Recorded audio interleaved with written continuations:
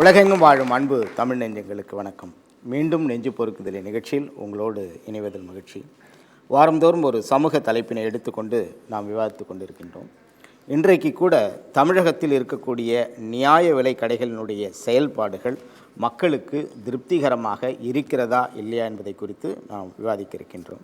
இப்போ ரேஷன் கடை என்று சொன்னாலே எடை குறைவு அப்படின்னு ஒரு பொதுமக்களுக்கு ஒரு மனதில் இருக்கிறது. அப்போ தமிழகத்தில் எத்தனை ரேஷன் கடைகள் இருக்கிறது என்று பார்க்கின்ற போது 33,973 ரேஷன் கடைகள் இருக்கின்றன. மக்களினுடைய அந்த அட்டை வைத்திருப்பவர்களுடைய எண்ணிக்கை 1,98,00,000 என்று சொல்கிறார்கள். இதில் 10,000த்திற்கு மேற்பட்டவர்கள் வெறும் சர்க்கரை மட்டும்தான் வாங்குகிறார்கள். அரிசி வாங்குறதில்ல, பாமாயில் வாங்குறதில்ல, மண்ணெண்ணெய் வாங்குறதில்ல. அப்போ இந்த வாங்காத பொருட்கள்லாம் எங்கே போகிறது என்ற ஒரு கேள்விக்குறி இருக்கிறது. ஆனால் உலக நாடுகளினுடைய புள்ளி விவரத்தின்படி பார்த்தோம் என்று சொன்னால் பட்டினியால் அவதிப்படுகின்ற நாடுகளை 88 நாடுகளாக அவர்கள் பிரித்திருக்கின்றார்கள். அந்த 88 நாடுகளில் இந்தியாவினுடைய பொசிஷன் 66வது இடத்துல இருக்கிறது பட்டினியால் வாடுபவர்கள். அப்போ இந்த ரேஷன் கடை ஆரம்பித்ததனுடைய நோக்கமே அனைவருக்கும் உணவு கிடைக்க வேண்டும் என்ற நோக்கத்தோடு ஆரம்பிக்கப்பட்டது. உண்மையிலே ரேஷன் கடைகளில் பொருட்கள் கிடைக்கிறதா என்று சொன்னால் 1ஆம் தேதியிலிருந்து 10ஆம் தேதிக்குள் ஓரளவு கிடைக்கிறது என்று சொன்னார்கள். ஆனால் 20ஆம் தேதிக்கு பிறகு எதை கேட்டாலும் இல்லை இல்லை என்று சொல்லுகின்ற குற்றச்சாட்டை பொதுமக்களிடம் அதிகமாக வருகிறது. அதனால்தான் பொதுமக்களுக்கு இந்த நியாய விலை கடைகளினுடைய செயல்பாடுகள் திருப்திகரமாக இருக்கிறதா இல்லையா என்பதை குறித்து ஒரு விவாதத்தை நடத்தியிருக்கிறோம். இன்றைக்கு வந்திருக்கக்கூடிய சிறப்பு விருந்தினர்களை நான் உங்களுக்கு அறிமுகம் செய்து வைக்க விரும்புகின்றேன். ஒருவர் தமிழ்நாடு கூட்டுறவு ஊழியர் சம்மேளனத்தினுடைய பொதுச் செயலாளர் திரு கிருஷ்ணமூர்த்தி அவர்கள் வந்திருக்கின்றார். அகில இந்திய மாநில அரசு பணியாளர் சங்கத்தினுடைய தேசிய குழு உறுப்பினர் திரு பால் பாண்டியன் அவர்கள் நம்முடைய இருக்கின்றார். தமிழ்நாடு அரசு நியாய விலைக்கடை பணியாளர் சங்கத்தினுடைய மாநில தலைவர் திரு ராஜேந்திரன் அவர்கள் நம்முடைய இருக்கின்றார். மார்க்சிஸ்ட் கம்யூனிஸ்டை சேர்ந்த வனஜகுமாரி மேடம் அவர்கள் நம்முடைய இருக்கின்றார். பத்திரிகையாளர் சித்தன் அவர்களும் நம்முடைய இருக்கின்றார். என்னுடைய செயல்பாடுகள் திருப்திகரமாகவும் இருக்கலாம், இல்லாமல் இருக்கலாம். ஆனால் இதையெல்லாம் பற்றி ஒரு ஆவணப்படம் இருக்கிறது. அந்த ஆவணப்படத்தை பார்த்துவிட்டு நாம் விவாதத்தை தொடரலாம். தமிழகத்தில் 25,049 முழு நேர நியாய விலை கடைகளும் 8,173 பகுதி நேர நியாய விலை கடைகளும் 14 நடமாடும் நியாய விலை கடைகளுமாய் 33,222 கடைகள் இருக்கின்றன என ஒரு புள்ளி விவரம் கூறுகிறது.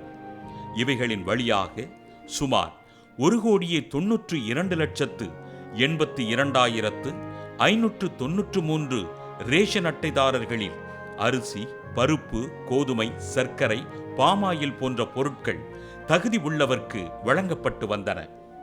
முந்தைய திமுக ஆட்சியில் மாதத்தின் தொடக்கத்திலோ அல்லது இறுதி நாட்களிலோ எந்த நாட்களிலும் எந்த பொருளும் தங்குதடையின்றி வாங்கி வந்தவர்கள் கடந்த 4 ஆண்டுகளாக தடுமாறத் தொடங்கி இருக்கிறார்கள்.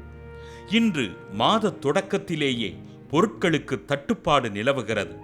சப்ளை சரிவர நடைபெறுவதில்லை என்று கூறி அத்தியாவசிய பொருட்கள் கிடைக்காமல் சில பகுதிகளில் பொதுமக்கள் வெறும் அரிசியுடன் திரும்பிக் கொண்டிருக்கிறார்கள். இதனால் ஆத்திரமடையும் பொதுமக்கள் ஊழியர்களுடன் வாக்குவாதம் செய்வது வாடிக்கையான கதையாகிவிட்டது. வெளிச்சந்தையில் 4 மடங்கு விலை கொடுத்து பொருட்கள் வாங்க வேண்டிய நிர்பந்தத்துக்கு ஆளாகிறார்கள். சென்னை சிந்தாதிரி பேட்டையில் உள்ள ஒரு நியாய விலை கடையில் பொருட்கள் இருப்பு இல்லாததால் வெறிச்சோடி போன கடையை பத்திரிகைகளில் பார்த்ததை மறக்க முடியுமா? இதுதான் நியாய விலை கடைகளின் இன்றைய நிலை என்று சொல்கிறார்கள். பொதுமக்களுக்கு அன்று நியாயமாக மக்களுக்கு உணவுப் பொருட்களை வழங்கியதால் தான் அதற்கு நியாய விலை கடை என்ற பெயர் நிலைத்திருந்தது. இன்று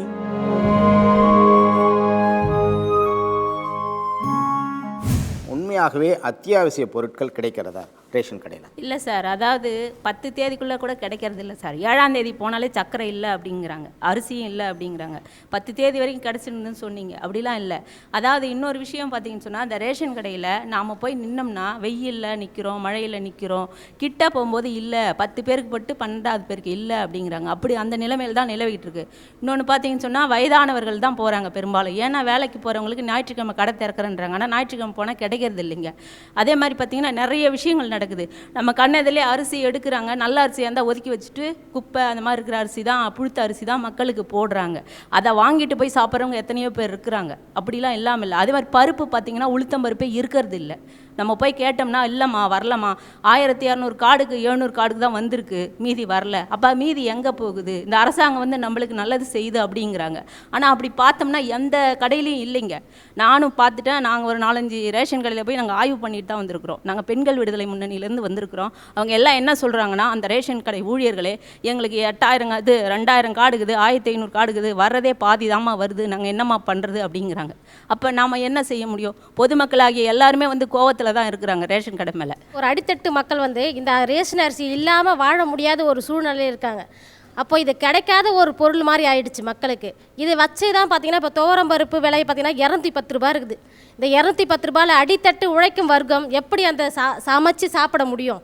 அதுக்கு இயல்பாகவே வந்து பார்த்திங்கன்னா அது ஒருவேளை பட்டினியாக கிடந்து தான் சாப்பிட்றாங்க. அப்போ ரேஷன் அரிசி அப்படின்றது ரொம்ப முக்கியம். இப்போ வந்து பாருங்கள், பருப்பு விலை அதிகமாக்குறாங்க.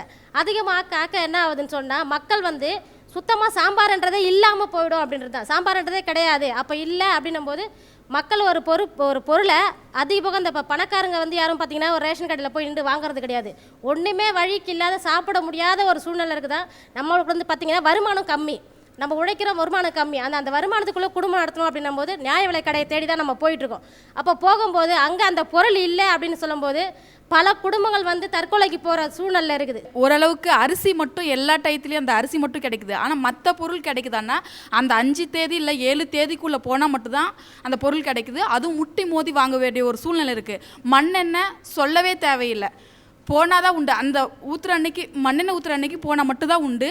அதுவும் ஒரு குறிப்பிட்ட டைம் வரைக்கும் தான் அந்த மண்ணெண்ணெய் உண்டு, இல்லைனா கிடையாது. இப்படி அடித்தட்டு மக்கள் வந்து இந்த அரசாங்கத்தை நம்பி இந்த ரேஷன் கார்டை நம்பி தான் வாழ்ந்துட்டு இருக்காங்க. ஆனால் அப்படி அடித்தட்டு மக்கள் அப்படி வாழ்ந்துட்டு இருக்கிற சூழ்நிலை தெரிஞ்சும் அரசாங்கம் இது செவிசாய்க்கிறது இல்லை. மக்களை வந்து ரொம்ப அலைக்கழிக்கிற வேலையை தான் இந்த செய்யுது.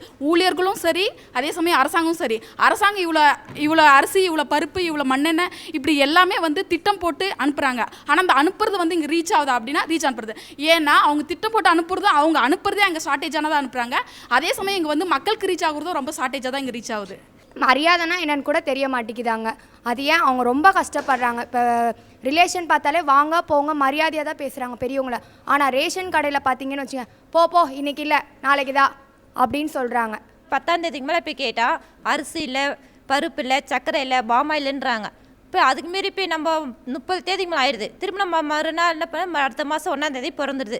திரும்ப போய் கேட்டால் நீங்கள் போன மாதம் வாங்க வேண்டியது தானே, போன மாதம் வாங்க வேண்டியது, நாங்கள் போன மாதம் வாங்கியிருக்கணும், நீங்கள் கரெக்டாக போட்டால் நாங்கள் வாங்குகிறோம் அரிசி. அதனால போய் கேட்டது. நேற்று நான் வெரிஃபை பண்ணும்போது அவங்க 7-10ன்றாங்க. இப்போ 3ஆம் தேதியே இல்லைன்ற அளவுக்கு ஆகுறது. இதுக்கு காரணம் வந்து கண்டிப்பாக அரசியல் தலையீடு தான். இதை வந்து நான் வந்து ஒரு நடுநிலை பத்திரிகையாளராக நான் பேச ஆசைப்பட்றேன். காரணம் வந்து அரசாங்கம் வந்து அரசாங்க ஊழியருக்கு சம்பளம் கொடுக்குறாங்க. ஸோ அவங்களுக்காக தான் அவங்க பொறுப்பை வந்து அவங்க ஒழுங்காக செய்யணும். அரசியல் தலையீடு 1000 இருந்தாலும் அரசாங்க ஊழியர்கள் அவங்க வேலையில் தவறுவது எதற்கு? எங்களோட கோரிக்கையை வந்து அரசாங்கம் காது கொடுத்து கேட்கவே இல்லை. கிட்டத்தட்ட பல போராட்டமும் நடத்தியிருக்கோம். அதுக்கான ஆதாரம்லாம் இருக்கிறதுக்கு நோட்டீஸ்லாம் வச்சுருக்காங்க. என்ன இதில் இன்னொன்று சொல்கிறீங்க, ஊழியர்கள் சரியில்லைன்னு. ஊழியர்களுக்கு வந்து அவங்களுக்கு மேலே அதிகாரிகள் கொடுக்குற டார்ச்சரில் வந்து சில பேர் இங்கேயே ஒருத்தர் உட்காந்துருக்க தற்கொலை முயற்சிக்கு முதல்ல ரேஷன் கடை பணியாளர் சங்கத்தில் ஒரு இந்த தற்கொலை முயற்சிக்கு ஆட்பட்டு தப்பிச்சு வந்தார். ஆனால் நிறைய பேர் செத்துருக்காங்க. ஆக அவங்களுக்கும் டார்ச்சர் மேலே உங்களுக்கு கொடுக்குற டார்ச்சர் தான் வந்து உங்களையும் ஒரு சில பேர் அந்த டார்ச்சரில் ஒரு சில பேருக்கு மனசு நோக்காமல் பேசலாம். அது வருந்தத்தக்க விஷயந்தான். அதை நாங்கள் திருத்திக்க சொல்கிறோம். ஆனால் பொருட்களை பொறுத்த வரைக்கும் எல்லாருக்கும் தட்டுப்பாடு இல்லாமல் கிடைக்கணும். அதுக்கு ஒரே வழி எடையளவு வந்து மிஷினில் வந்து இது பண்ணோம், கம்ப்யூட்டரைஸ் பண்ணோம். அதே போல் வந்து பொருட்கள் வந்து கரெக்டான பாக்கெட்டாக இருக்கணும். யாருக்கு என்னென்ன தேவையோ அதை எடுத்து போட்டு பில்லை போட்டு போயிடுற மாதிரி இருக்கணும். க்யூவில் நிற்க வேண்டிய அவசியம் கூட இல்லை. கிட்டத்தட்ட சூப்பர் மார்க்கெட்டில் வந்து எடுத்துகிட்டு போகிற மாதிரி அழகாக இருக்கணும். அரசு துறை நடத்தக்கூடிய ஊழியர்களே பாகுபாடு. சிவில் சப்ளை சமூகத்தில் ஒரு ஊதியம், கூட்டுறவில் வேலை செய்கிறவங்களுக்கு இன்னொரு ஊதியம். இதுக்கும் மலைக்கும் மடுவுக்கும் இருக்கிற வித்தியாசங்கள்லாம் இருக்குது. அப்படி இருக்கும் பொழுது அவங்க வந்து சின்சியராக செய்யலை, வேலைக்கு ஒழுங்காக வர்றதில்லை அப்படின்றதெல்லாம் இதுக்கு யார் பொறுப்பு அப்படின்னு பார்க்க வேண்டியிருக்கு. மேலே இருந்து தான் பொறுப்பு ஏற்றுக்கணும். வேலை விட்டுட்டு வீட்டு வேலை விட்டுட்டு எல்லா வேலையும் விட்டுட்டு நாங்கள் போய் நிற்கிற டைமில் என்ன சொல்ல வராங்க, கிடையாதுங்க ஆயிடுச்சுங்க இவ்வளோ தாங்க அப்படி கேட்டிங்கன்னா மேலே அதிகாரிங்கிட்ட போய் பேசுங்க, அவ்வளோதான் எங்களால் போட முடியுன்றாங்க. அப்போ 1லேருந்து 5க்குள்ளே தானே அந்த பொருளை அவங்க கொடுக்குறது. அதுக்கப்புறம் இல்லையா? அதுக்கப்புறம் வந்து என்ன சொல்ல வராங்க, நீங்கள் அடுத்த மாதம் வாங்க. அப்போ இதுக்காக நாங்கள் 1லேருந்து 10 தேதிக்குள்ளே அந்த பொருளை கிடைக்கலன்னா அப்படி அந்த பொருள் தேவை கிடையாது. ரேஷன் கார்டு வேணாவே, ரேஷன் கார்டு மூட்டு போலாமே. ஒரு பக்கம் பார்த்தீங்கன்னா எல்லாருமே வந்து இதை மாதிரியான புகார்கள் தெரிவிச்சுட்டு தான் இருக்காங்க. ஆனால் ஒரு பக்கம் வந்து கிடங்குகளில் வந்து நிறைய அரிசிகள் வச்சுருக்காங்க. அது புழு பிடிச்சி போயிட்டு வெளியில் வர நியூஸையும் நம்ம பார்க்க தான் செய்கிறோம். இங்கெல்லாம் பார்த்தீங்கன்னா டெய்லி போயிட்டு அரிசி வாங்குறதுக்காக நின்னாலும் அதில் இருக்க 10 கிலோ அரிசி போடுறாங்க அப்படின்னா அதில் 1 கிலோக்கு 200 கிராம் கம்மி பண்ணிவிட்டு 1 கிலோ அரிசி அவங்க அடிக்கிற வேலையை தான் பார்த்துட்டு இருக்காங்க. கவர்மெண்ட் வந்து ஒவ்வொரு இதுக்கும் வந்து ஒரு கடைக்கு வந்து கரெக்டான பொருள், இவ்வளோ ரேஷன் கடைக்கு வந்து இவ்வளோ கார்டு இருக்குது, இவ்வளோ பொருள் தராங்க சார். ஆனால் வந்து மக்களுக்கு அவங்க தராமல் கை வேலைக்கு விற்கிறாங்க பொருட்களை. இப்போ 20 ரூபா சக்கரைன்னா அது 40 ரூபாய்க்கு விற்கிறாங்க. அரிசி வந்து இலவச அரிசியை 10 ரூபாய்க்கு விற்கிறாங்க. இது ஆந்திராவுக்குலாம் நிறைய சப்ளை ஆகுது, எல்லோரும் கேள்விப்பட்டுருக்கோம். அதெல்லாம் கட்டுப்படுத்தலாம் நம்ம நாட்டுக்கு வந்து எதுவுமே வந்து இது தட்டுப்பாடு வராது. ரெண்டாவது வந்து ஒவ்வொரு கடையிலும் சிசிடிவி கேமரா வச்சு ஒவ்வொரு தொகுதிக்கும் வந்து நியமித்து ஆள் நியமித்து சரிவர நம்ம ஒர்க் பண்ணோன்னா கண்டிப்பாக இந்த மாதிரி ஊழல் நடக்காமல் தடுக்கலாம் சார். இவ்வளோ குறைங்களை எதிர்த்தரப்புலேருந்து சொல்கிறாங்க. இதற்கு அடிப்படை காரணம் சம்பளம் தான். அதுக்காக ரேஷன் கடை பணியாளருங்க தவறு செய்கிறாங்கிறத நான் நியாயப்படுத்தின்னு சொல்ல, அவங்க சொல்கிற விஷயத்த எதிர்ப்பாகவும் சொல்ல விரும்பலை. எல்லாரையும் சொல்ல சார், ஒரு சில ஊழியர்களை சொல்கிறோம் நாங்கள். சென்னை மாவட்டத்தை எடுத்துக்கணும்னாலே துவரம் பருப்பு ஏறத்தாழ 7 லட்சம் கிலோ தான் கொடுக்குறாங்க. ஆனால் 8,63,000 குடுப்பட்டைகள் இருக்குது. துவரம் பருப்பு கொடுக்கறது 7 லட்சம் தான். அதே மாதிரி உளுத்தம்பருப்பு 4 லட்சத்தி சில்லரை தான் கொடுக்குறாங்க. பாமாயில் 6,60,000 தான் கொடுக்குறாங்க. இப்படி இருக்கும்போது ரேஷன் கடை பணியாளர் எப்படி 100% குடும்ப அட்டைகளுக்கு திருப்தியாக கொடுக்க முடியும்? நிறைய வந்து பிரச்சனை சொல்கிறாங்க. ரேஷன் கடையில் வந்து ஒழுங்காக திறக்கிறது இல்லை, மூடுறதில்லை. சென்னை சைடில் வந்து காலையில் 8:30 மணிலேருந்து 12:30 மணி வரைக்கும், திருப்பி வந்து 3 மணிலேருந்து 7 மணி வரைக்கும் கடை செயல்படணும்னு வந்து எங்களுக்கு விதி இருக்குது. அதே போல் திறக்கிறோம். ரேஷன் கடை பணியாளர்கள் வந்து அந்த 8:30 மணிக்கு கடை திறக்கிறது அவன் காலையில் எத்தனை மணிக்கு எழுந்துக்கணும், அதே போல் இரவு அவர் வீட்டுக்கு எத்தனை மணிக்கு போவார். அது மட்டும் இல்லாமல் பொருட்கள் கடைகளுக்கு வந்த உடனே அந்த லாரி வந்து மக்களுக்கு தெரிஞ்சிடும் ஓரளவுக்கு வந்து பொருள் வந்து கடையில் இறங்கிடுச்சுன்னு. வெடிகாலம் 5 மணிக்கே 4 மணிக்கே அதாவது வந்து கடையில் வந்து பொதுமக்கள் வந்து வரிசையாக நிற்பாங்க. ஒரு 150 பேர் 200 பேர் இருக்கிற இடத்துல வந்து கச்சமச்சான் பயங்கரமான கூட்டம் இருக்கும். அந்த கூட்டத்தை கண்ட்ரோல் பண்ணுறதுக்கு விற்பனையாளர்கள் வந்து இப்போ நாங்கள் தான் பொறுப்பு. ஒரு குழந்தை வந்து அந்த கூட்டத்தில் வந்து நின்று அந்த குழந்தைக்கு ஏதாவது ஆனாவோ அதை வந்து நாங்கள் ஒரு தொலைநோக்கு பார்வையோடு தான் சொல்லுவோம், குழந்தைய நிற்க வேணாம், பெரியவங்க நில்லுங்க அப்படின்னு. நாங்கள் வந்து மக்கள்கிட்ட கனிவாக தான் நடந்திருக்கோம். ஒரு 100 பேர் 200 பேர் வந்து வாங்கக்கூடிய இடத்துல ஒருத்தர் 2 பேர் வந்து ராங்காக பேசும்போதோ, எல்லாருமே ஹியூமன் பீயிங்ஸ், எல்லாமே மனுஷங்க தான். நாங்களும் அவங்கள மாதிரி தான். நாங்களும் அதே போல் தான் எங்களை இருக்கிற ஒரு கடையில் போய் நாங்கள் வாங்குவோம். மக்களுக்கு வந்து கிட்ட வரும்போது பொருள் தரக்கூடாதுன்றது எங்களுக்கு எண்ணம் கிடையாது.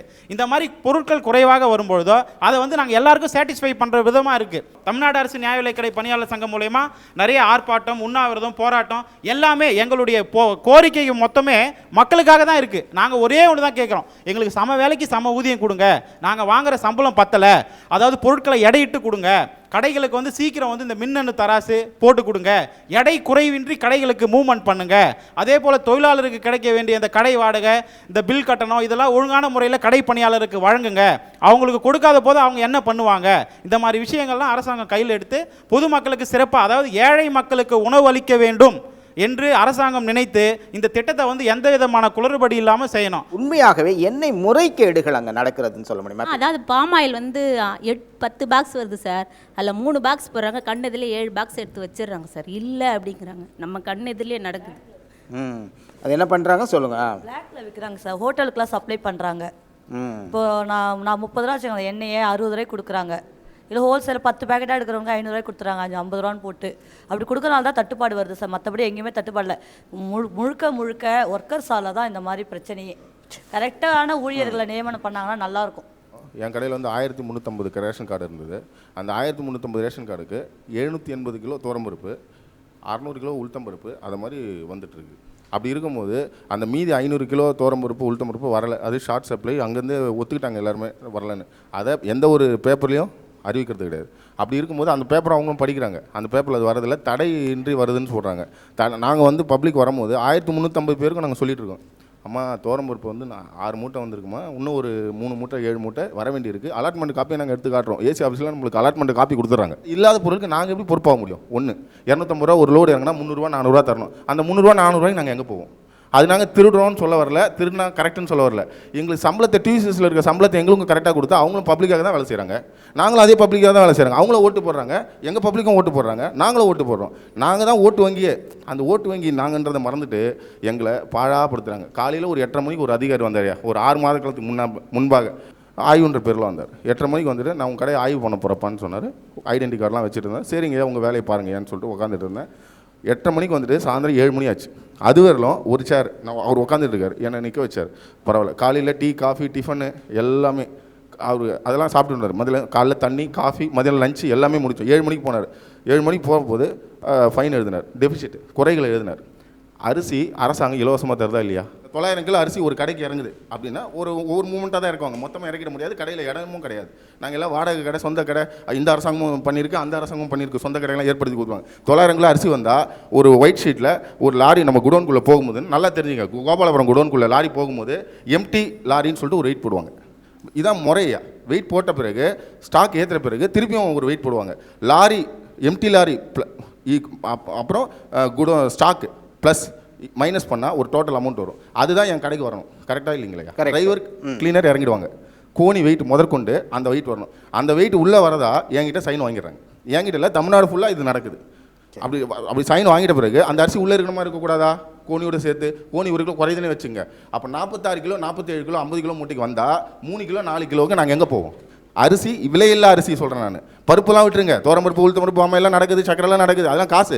இதையே ஃப்ரீயாக இருக்கும்போது அந்த 50 கிலோ அரிசிக்கு முன்னதான் இந்த இடத்துக்குற மிஷின், இப்போ எல்லாமே வந்து வெயிங் மிஷின் வந்துருச்சு, எலக்ட்ரானிக் மிஷின் வந்துச்சு. அதில் எந்த தப்பும் நடக்க முடியாது. 100ல் ஒரு கடை எதாவது தப்பு பண்ணாங்கன்னா அதை இங்கே பேச முடியாது. இந்த 900 கிலோ அரிசி இருக்கு இல்லையா, 900 கிலோ அரிசிக்கு நான் பில்லு போடணும்ல. அப்போது 1 கிலோவில் நான் ஒரு மூட்டையில் 4 கிலோ குறைஞ்சா 20 மூட்டை என்ன வச்சுங்கய்யா? அந்த அரிசிக்கு யார் பொறுப்பையா? ரேஷன் கடைக்காரங்களா, அரசியல்வாதிகளா, அதிகாரிகளா, இல்லை பப்ளிக்கா? சரி, உங்களுக்கு வரும்போதே கொஞ்சம் எடை குறைவாக தான். 46 கிலோ 4 கிலோ காணாமல் போகுது, நடுவில் அந்த 4 கிலோ காணாமல் போகுது ஒரு மூட்டைக்கு.